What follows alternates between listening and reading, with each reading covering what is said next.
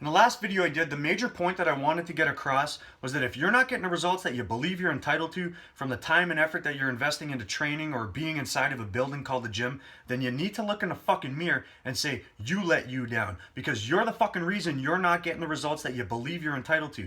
And how do I know this? Who makes your decisions? You do. And the results that you want to get are entirely based on the way you do what you do. So I gave a tip in terms of how to do your repetitions to increase the demand on the muscles and hopefully maximize your return on investment of time and effort. Today I want to take a look at the way most people do sets, because there are some things that you can include into your strategy to get a better result than you might currently be getting.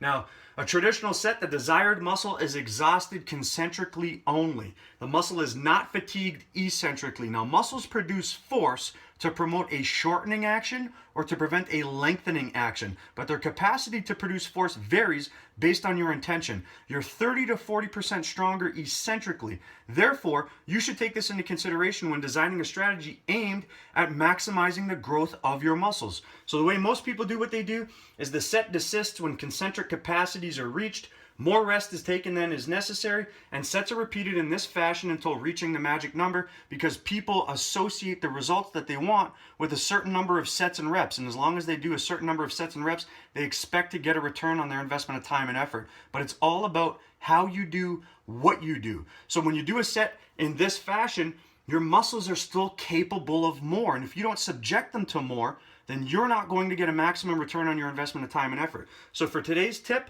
perform 1 to 2 eccentric only reps after reaching concentric failure. And if you really want to be a fucking hero, put 10 to 20% more weight on and perform these eccentric only reps, because the muscles are capable of more. When you hit concentric failure, that doesn't mean that the muscles have nothing left in them. So if you can find a way to overload them eccentrically, that should help in maximizing your return on investment of time and effort. What happens for most people, though, is they try to exhaust the muscles eccentrically the wrong way. They try to use a weight that they're capable of lifting to overload the muscles eccentrically. But if you're 30 to 40% stronger eccentrically, whatever that weight is in terms of how much you could lift concentrically, you got to add 30 to 40% more to that, and that's what the muscles can do eccentrically. So the weight that you're lifting, for the most part, is not going to impose enough of a demand on the muscles eccentrically to promote the response that you want to get from doing that way. It's all about how you do what you do, and you can overload the muscles to a greater extent eccentrically in a safe way